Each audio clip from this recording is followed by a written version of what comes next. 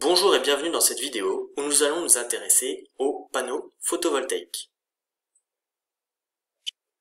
Alors, le panneau photovoltaïque est un convertisseur énergétique qui sert à produire de l'énergie électrique à partir de l'énergie solaire. Donc le panneau photovoltaïque est notre système. L'énergie qui est absorbée par le panneau photovoltaïque est l'énergie solaire, parfois aussi appelée énergie lumineuse. Et cette énergie est convertie en énergie électrique, c'est l'énergie utile, et aussi en énergie perdue, c'est l'énergie thermique.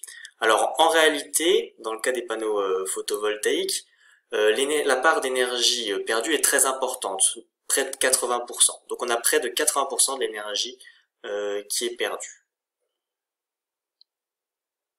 Je vous présente ici deux cartes de la France qui vous permettent pour la première de visualiser la durée moyenne d'ensoleillement en heures. Donc on voit que le sud de la France et notamment tout le pourtour méditerranéen est très favorisé. Et la seconde carte qui représente l'énergie surfacique, ici représentée en kWh par mètre carré, de l'énergie qui est rayonnée justement par le soleil. Et là on voit aussi que le sud de la France est très privilégié pour les rendements des panneaux photovoltaïques. Et cette unité est importante ici, kWh par mètre carré ou kilowatts par mètre carré, car c'est l'énergie ou la puissance surfacique et on va voir que ça a une importance pour les calculs de rendement tout à l'heure. Avant de parler du fonctionnement du panneau photovoltaïque, il faut présenter l'effet photoélectrique. Alors l'effet photoélectrique, il a été observé et présenté en 1839 par Becquerel.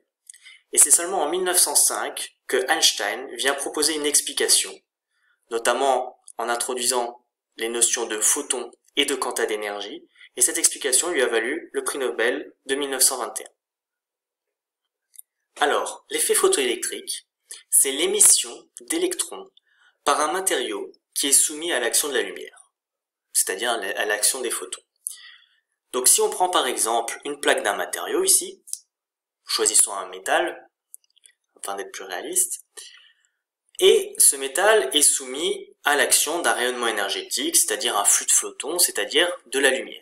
Lorsque cette lumière vient frapper la plaque, eh bien il y a des électrons qui sont éjectés. Alors il y a des électrons qui sont éjectés à l'intérieur de la plaque, mais aussi à l'extérieur de la plaque.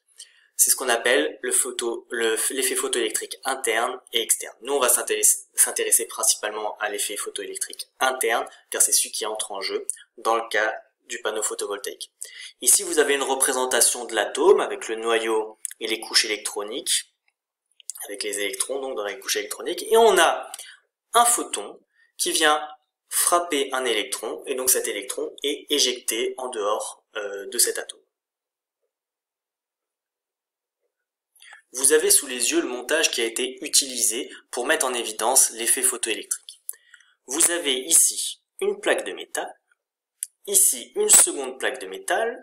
Ces deux plaques de métal sont reliées par un conducteur, c'est-à-dire un fil, et une pile, afin qu'il y ait une différence de potentiel. Cette différence de potentiel, et en fait entre cette plaque et cette plaque, crée un champ électrique tout simplement qui fait que les particules sont attirées de la gauche vers la droite, s'il y a des particules. Alors si on n'éclaire pas cette plaque, globalement il ne se passe pas grand chose. Par contre, si on éclaire cette plaque avec une lumière, là il va se passer quelque chose.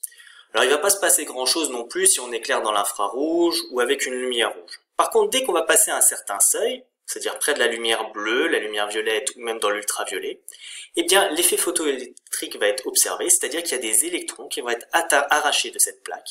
Et donc grâce au champ électrique entre les deux plaques, ces électrons vont se rendre jusqu'à l'autre plaque et en fait vont circuler dans ce circuit.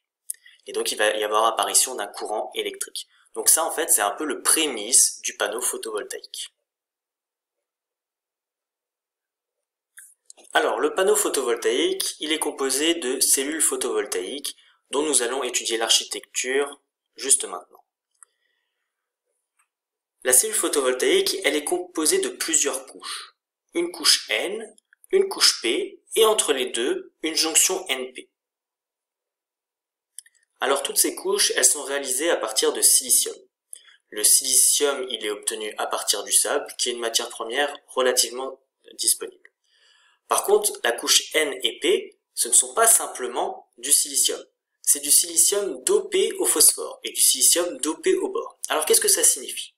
Ça signifie qu'en fait, notre couche qui est globalement composée d'atomes de silicium, eh bien on a inséré au milieu de tous ces atomes, des atomes de phosphore. Donc vous voyez ici, on a plein d'atomes de silicium qui sont liés entre eux par des liaisons covalentes, et de temps en temps, on a inséré un atome de phosphore. Et c'est exactement pareil pour la couche P, qui a été dopée avec des atomes de bore. Alors pour bien comprendre comment fonctionne un panneau photovoltaïque, il faut s'intéresser aux liaisons qui sont formées, et notamment aux électrons qui sont disponibles. Le silicium, il possède 4 électrons sur sa couche extérieure, ce qui lui permet de réaliser 4 liaisons covalentes. Donc à chaque fois, il peut être relié à 4 atomes de silicium. Le phosphore, qui a été inséré pour doper ce matériau, lui, il possède 5 électrons sur sa couche externe, sa couche électronique externe, ce qui lui permet de réaliser 4 liaisons covalentes avec les atomes de silicium, et il possède encore un électron supplémentaire. Donc on a un électron en trop. Dans le cas de la couche P, dopée aux atomes de bore, les siliciums ont toujours 4 électrons sur leur couche externe, qui leur permet de réaliser 4 liaisons covalentes, mais l'atome de bore, lui, n'a que 3 électrons sur sa couche externe. Et ces 3 électrons lui permettent de réaliser 3 liaisons covalentes avec des atomes de silicium, mais il manque une liaison qui ne peut pas être formée. Et on dit qu'il y a un trou à ce niveau-là. Ce qu'on peut retenir de tout ça, c'est que dans la couche N, on a des électrons en trou, des électrons en surplus. Et à l'inverse, dans la couche P, on a des trous avec des liaisons covalentes qui ne peuvent pas être formées. Alors ce qui va se passer, c'est que les électrons qui sont ici, ils n'aiment pas trop être tout seuls et ils aimeraient bien pouvoir se placer à côté de l'atome de bore pour former une liaison entre le bore et le silicium. Et c'est d'ailleurs ce qui va se passer au niveau de la jonction NP. Au niveau de la jonction NP, et uniquement au niveau de la jonction NP, les électrons à proximité de l'atome de phosphore, ils vont venir se placer au niveau de bord pour former des liaisons. Par contre, dans tout le reste de la couche N, on va toujours se retrouver avec des électrons en surplus, et dans tout le reste de la couche P, on va se retrouver avec des trous là où on voudrait former des liaisons covalentes. On doit aussi retenir que, une fois que l'équilibre s'est effectué au niveau de la jonction NP, les électrons en surplus qui se trouvent dans la zone N ne peuvent plus passer par la jonction NP pour aller à la couche P.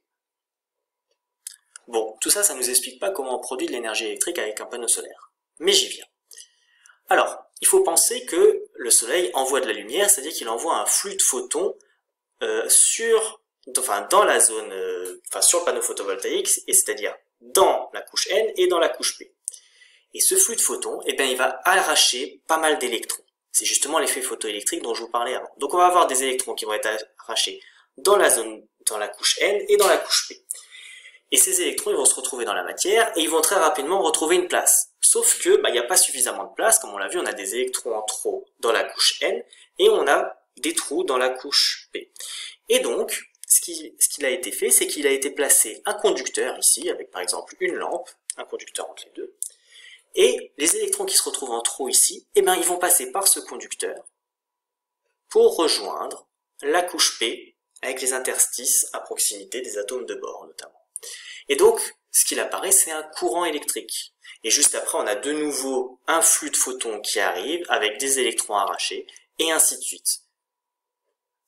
Donc on a un système qui utilise l'énergie solaire, qui est une énergie renouvelable et propre, et qui utilise des matériaux qui ne se consomment pas pour produire une énergie électrique. À présent, on va parler du rendement du panneau photovoltaïque. Alors pour ça, on reprend le schéma qu'on avait vu avant avec le panneau photovoltaïque, l'énergie solaire qui est l'énergie absorbée par ce panneau photovoltaïque, l'énergie électrique qui est l'énergie utile au panneau photovoltaïque, et l'énergie thermique qui est l'énergie perdue, on l'a vu en très grande quantité. Pour calculer le rendement, on utilise la formule du rendement, c'est-à-dire R ou état est égal à l'énergie utile sur l'énergie absorbée, c'est-à-dire que c'est égal à l'énergie électrique divisée par l'énergie solaire, ou l'énergie lumineuse.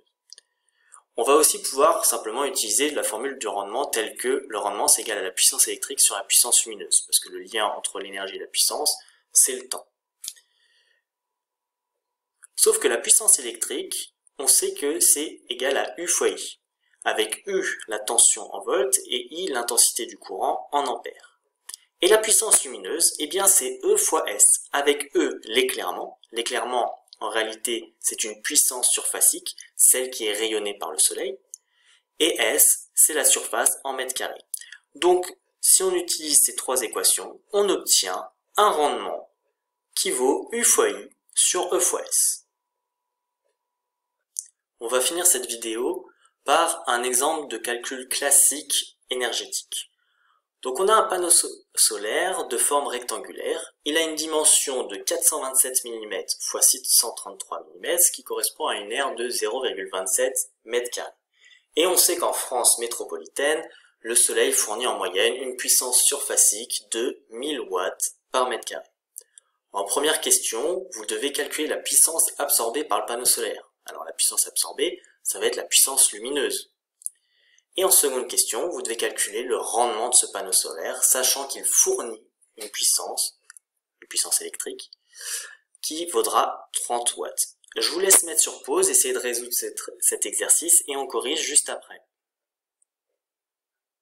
Alors, on commence par le calcul de la puissance absorbée, c'est-à-dire la puissance lumineuse. On a vu que la puissance lumineuse, c'est égal à la puissance surfacique fois la surface, c'est-à-dire E, l'éclairement, fois S, c'est-à-dire 1000 watts par mètre carré, fois la surface qui vaut 0,27 mètres carrés. Et on obtient 270 watts.